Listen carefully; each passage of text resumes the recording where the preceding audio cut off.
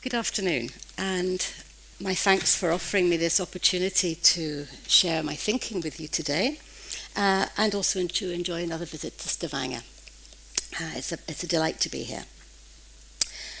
At the centre of my research, and it's always about early years education, is my concern with pedagogy, the actions that support learning.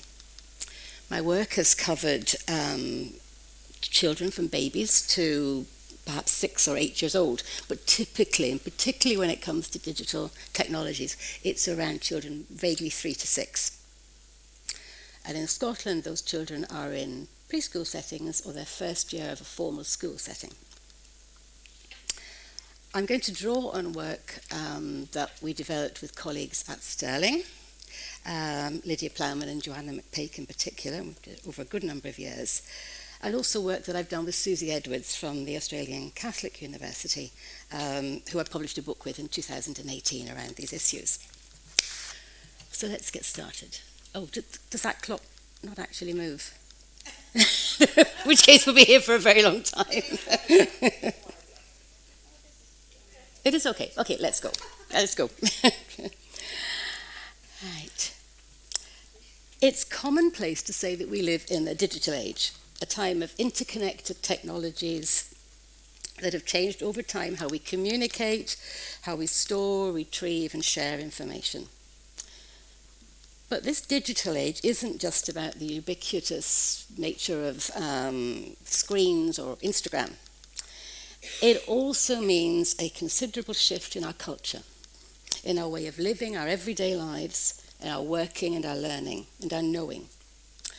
If we were to think back to the agricultural age, an era where productive power lay in human effort, animal power, possibly water power too, what was valuable knowledge then was around seeding and harvesting, about animal husbandry, and it could be learned from generation, by passing on from generation to generation.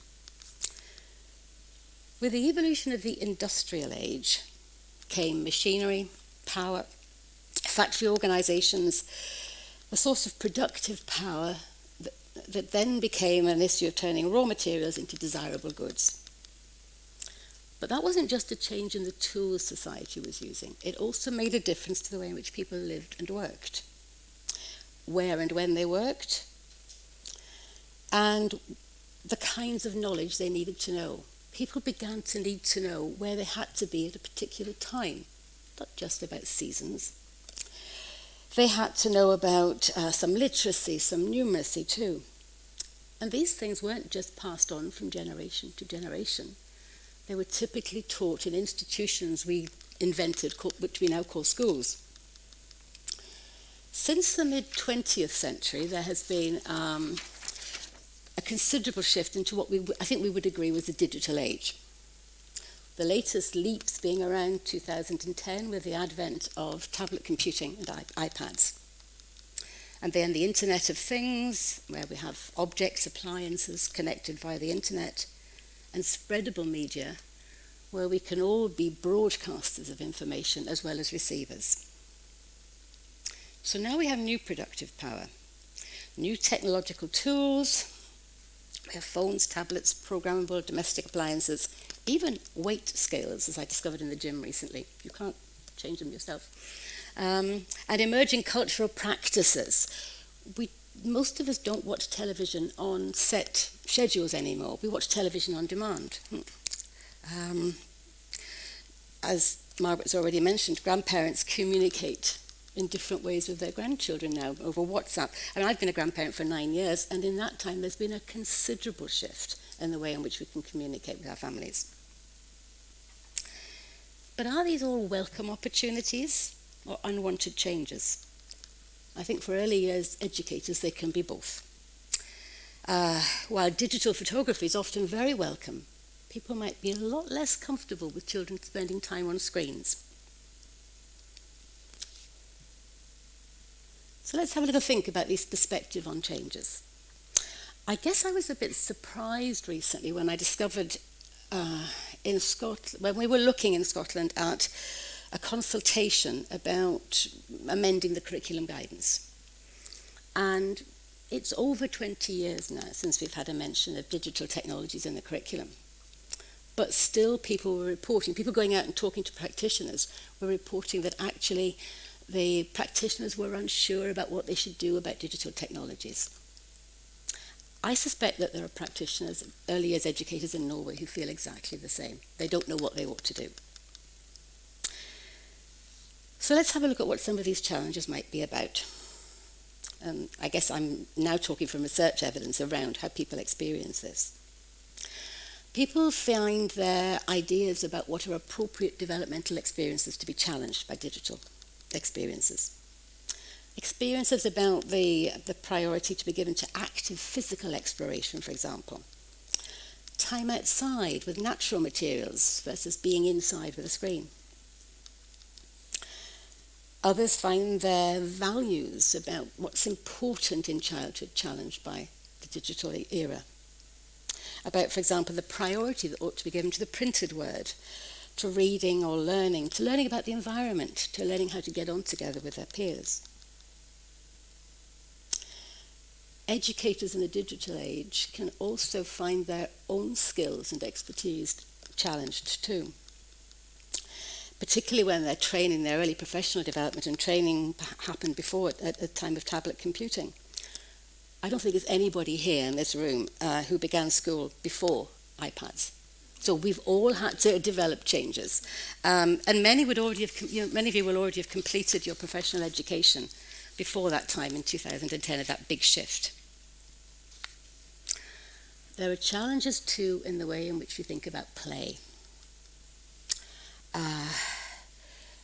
People began to talk about playing games and digital technology, or computers or tablets, whatever, as digital play. That raised, and there's a lot of work done on this in Australia in particular, big questions about, is that real play? Does it do the same things? Does it have the same power to educate? Is it the same kind of tool for play? And in fact, some people do reject that as a form of play. And I'll come back and talk a little bit about our position on that later. So questions about, is it a useful tool for learning? So I guess we've been faced what for some people can feel like a revolution rather than evolution. And for Susie and I, what we decided we would do is try and sum up these experiences in what we found were 3 typical ways of reacting to being faced with working in the digital era. These aren't exclusive reactions. You don't always fall into one or the other of these categories, and you may shift through them from time to time. The first one we would describe as technological determinism, seeing technological innovation as driving change in behaviour and social practices. So the outcomes of innovation are these powerful forces that position the user or the educator as essentially powerless to resist. You have to use them, you have to do it. This perspective leaves the educator either unquestioningly using tools because they think they have to, it's expected of them by policy, or using them unwillingly because it's expected of them by policymakers, parents, possibly children too, certainly by the curriculum. A second way of reacting is to say, well, I'll just do it because it makes life easier, much as we use other appliances in our homes because it makes life easier, without thinking about the implications that has for all your social and cultural practices. So that's that kind of substantive approach. I'll get on with it. If we were to think about a tool that we would all use all the time, about a car, we've often, well, I certainly drive the car. I have no idea how it works, and I know how it gets me to where I want to be. And actually, I haven't until recently thought much about its implications for town planning, how we organise all our infrastructure for transport, and actually, what we're all concerned about at the moment, the implications for the environment, because it was a useful tool. And we need to think a bit about that normalising of practices that comes out of using digital technologies in our everyday lives. Another example of that focus that we've managed to identify was the significant time spent on documenting children's early years practices. It's particularly out of that documenting practice that comes out of Australia and New Zealand. It's very much easier with digital technologies to be documenting what children are doing all the time, photographing it, writing bits of text, getting children to categorize, getting children to store the photographs, without realizing that, and this is what the researchers have found out, that was eating into the time for observing, planning, analysing all these documents that were being gathered. And the third perspective is one I want to think particularly about today, and I guess it's the one that I would argue for. To adopt a cultural and critical perspective. And by critical here we mean able to judge, evaluate, make choices. For us, we think this empowers educators to draw on their professional understanding, their pedagogical expertise, rather than feel driven by the technology or merely unaware of the implications of what it is that they're doing. It allows educators to consider, for example, the iPad as a tool, not an alternative educator, to decide on the balance of technological time and other kinds of activities. It allows you to work from your understanding of the children you're responsible for and to make decisions about how to respond, what should be learnt and how and when. To make professionally informed critical judgments and choices. And that's what I want to spend the rest of this time talking about. But first of all, I want to have a quick look at this issue of cultural transformation. I think it's essentially part of your professional knowledge that as practitioners or educators or teacher educators you already have. Many educators are already familiar with the work of Vygotsky and this key concept of cultural mediation. The central idea in his work is thinking about how tools and knowledge are always changing and developing in useful particular cultural and social contexts, transforming within individuals and across society over time. And that's what's happening in this shift to a digital age. I think educators also already want to begin their planning for children by understanding where the children are. In fact, Margaret's already drawn our attention to the diversity of children you're likely to have in front of you. We want to know, I think, about how children use technologies at home, how that sunk into everyday life is affecting them in their particular home. And to consider, I like this phrase that Selwyn came up with, the state of the actual, which makes you think you actually have to ask questions about children's everyday lives, not assume that you know what it means.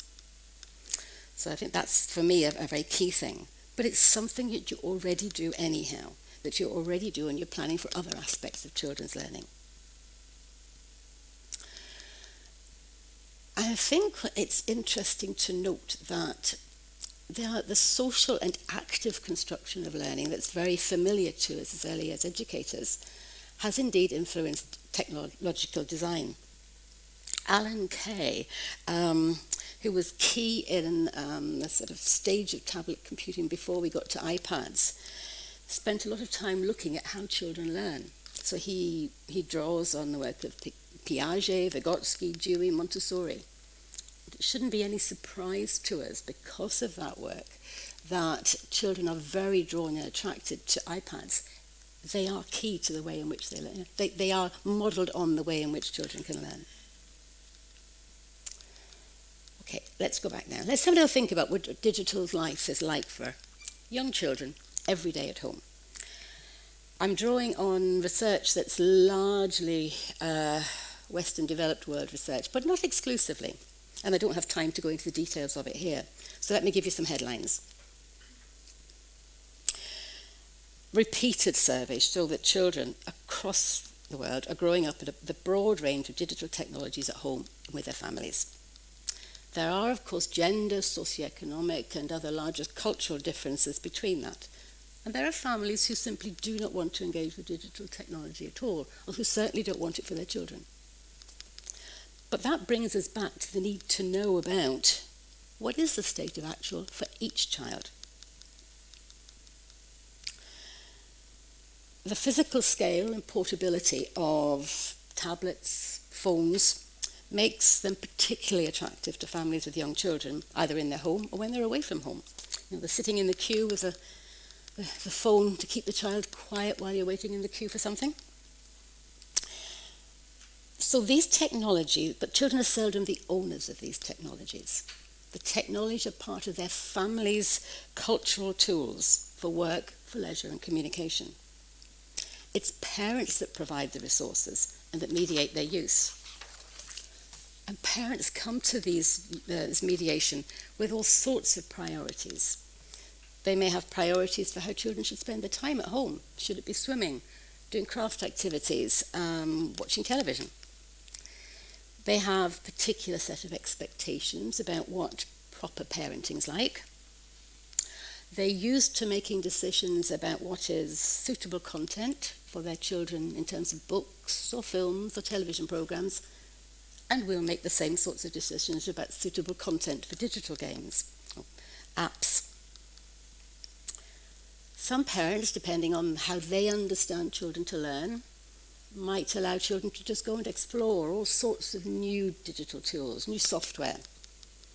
But we've also seen parents for whom it is quite different. Their understanding of children's learning is that it should be focused, and they introduce children very carefully to new tools, to new pieces of equipment, and give them rules for engaging. The children are growing up with these very different sets of experiences.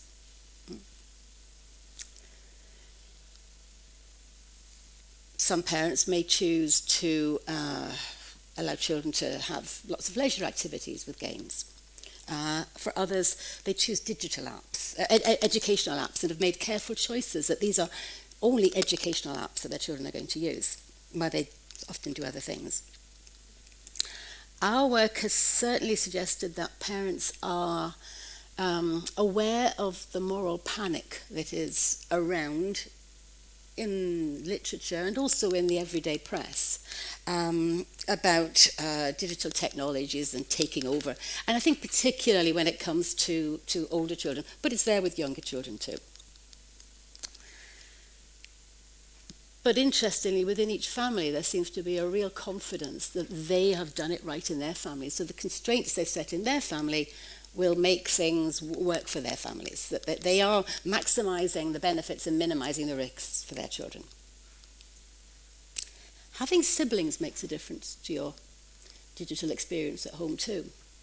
If you've got younger siblings, then you may only have access to the technologies at times when the younger ones are in bed or out of the way, so there's not any anxiety about the preciousness of the equipment, or parents have time to sit alongside with you with it.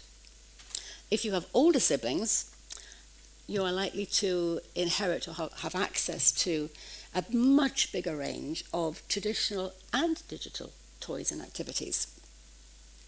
Your older sibling might also be a technological expert who will help you along the way, opening your eyes to apps, other possibilities, helping out with games or operational problems. However, it's not all positive. Much as if you play, bowling was the example I was going to use, 10-pin bowling. If you do that with your older siblings, you are almost inevitably going to lose. It's exactly the same in virtual games. So issues of competition, where age and skill makes a difference, will still largely result in the younger children not succeeding. So you have negative experiences as well as positive experiences with siblings. Peers, other children, are a very powerful aspect of young children's lives. The evidence about digital activities being particularly good for peer collaboration is really quite mixed. I think that probably because it just depends on the nature of the context and the children themselves, as would with traditional activities. Engaging with digital activities in early years settings has been found by researchers to position some children as in charge, others as observers, to be excluding and including, antisocial, pro-social, and also to reflect the particular social relationships that are favoured in the playroom and the expectations of that particular context, rather than being determined by the technology alone. So the social environment in which you are is making a difference to outcomes as well as the technology itself. And of course, individual children make a difference in any encounter with digital technologies. Over a whole series of studies that we did at Stirling, and studies that have been done elsewhere too, it's quite clear that children have distinct preferences for particular digital resources, just as they do for particular traditional resources. They have their favourites might range over traditional and digital activities. They don't just want to favour everything. They will just make choices. They can tell you about their choices. They might explore their own very particular interests, be they dinosaurs or vehicles or history, in both digital and non-digital ways. They are very discriminating users. If you take the time to listen to them and ask them in ways that suit them, you'll find that they'll tell you what they're good at, what they find is boring, which activities are simply just too hard to bother with. And often in expressing views about what they're good at and not, in ways that are quite contrary to what their parents or other educators might say, where adults often overclaim and say the children are wonderful at everything and they can do everything, and the children actually know better. Okay, so what about your professional knowledge and understanding? I guess I'm arguing that you have already developed as early years practitioners an expertise that is a very good fit with the challenges you face as practitioners in the digital era. And that if you adopt this critical and cultural perspective that we're arguing for, it means you're not going to be bullied by the technology, nor are you going to ignore the developing and changing social and cultural practices. It will allow you to focus on making choices and doing what you think the technology allows you to do more easily. I want to move now to a little bit of, in looking at, well, what professional knowledge, what do we know about how children learn? Susie and I turned to summaries of learning in this sort of cross-discipline learning sciences. It'll be very familiar to you, even though it came from different sources. They talk about building on pre-existing knowledge bases, engaging learners in multiple types of learning, perhaps active, observational, ensuring that learning is directed towards the development of knowledge, and creating culture create culturally relevant learning through connections to community and individuals. Now, when you interpret that in an early years context, it's a very good fit with what you already do. You do already begin by finding out where children are, deciding how you can build on that, for example. I think there may be a need to evolve some of the thinking about play-based learning in the digital age. I suggested earlier that for some it's playing with screens or playing on a screen, or playing with digital media, perhaps virtual worlds, is not considered real play. But I think opposing those two things is actually not a very productive way forward. And certainly the evidence when you look at children's play, freely chosen activities, would be that they blend digital and non-digital.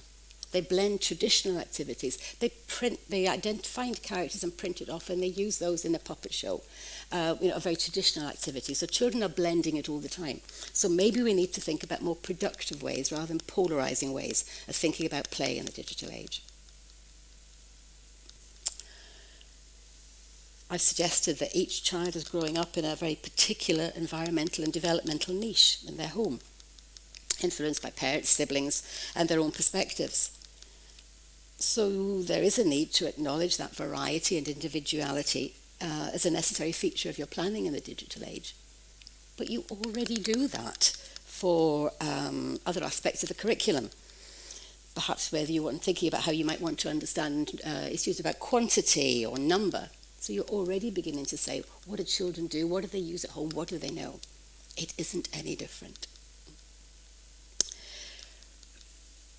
In developing your professional knowledge of the digital age, you'll want to consider what can best be done by digital tools. And that phrase, amplify mental labour, I think is a helpful thing to think about, because that's what digital tools allow you to do. They allow you to do more than you could do without them. So you would want to think, well, if we use digital tools, what do we want children to be able to do more easily, quickly, effectively? Is it about communicating? Is it about building relationships with people at a distance? Is it about being more effectively able to gather information, sort it, store it, find it again afterwards, and then make use of it? About things that they're curious about anyhow. So that you already think about how to make other tasks easier for children. Using digital tools is the same kind of practice. You will want to think a bit about, but I should say before I move on, I think there is a real need to support children's understanding of the internet, what it is and something about how it works, and probably also to get into some understanding of algorithms too. As professional educators, you are already building children's competency with a range of cultural tools. You support the development of literacy, reading, writing. You support the understanding of quantity, measuring, counting, managing time, understanding the physical properties of objects. And if we see digital resources as another cultural tool, it's the same kind of exercise again. A way of navigating your way through the world and using that tool when it's useful to do so. It allows you to make informed and critical decisions about what children need to be able to do and when it's appropriate to do that. I think some digital skills do require some fairly specific bits of teaching, some real adult input into how to do these things. But then you already know about well, certainly this is what happens in the first years of schooling in Scotland, where you would have help with direct teaching about phonics and about letter names and equivalences. So you do already begin to engage as early as practitioners in some direct teaching. But it's not so that you can use phonic sounds. It's so that you can use them to do something else. And that's the same as learning about particular bits of a digital tool. It's so that you can do that to do something else with it. And the final point on this slide is something I feel quite strongly about. I think you shouldn't undervalue the importance for traditional learning and activities and digital activities of the critical role of the sensitive and responsive practitioner. The educator who knows where the children's at, who's responsive to their interests and their preferred ways of engaging with the world, who knows how to offer cognitive, physical and emotional scaffolding. Something we've called guided interaction in our work with digital learning, or learning with digital tools. The technology doesn't do it for you. They still need you. And they need you in lots of different ways, directly and indirectly in the way in which you set things up. I like this quote from Guy. I think I've probably got time to read it. No technology, books, television, computers, video games, or the internet by itself makes people good or bad, smart or stupid. They can be forces for good or ill. A computer connected to the internet in the hands of a child with good mentoring is often a force for learning. It may not be in other circumstances. The real issue then is social. That is, who has and who does not have mentoring, not technology alone. And they go on to claim the same is true of books and language.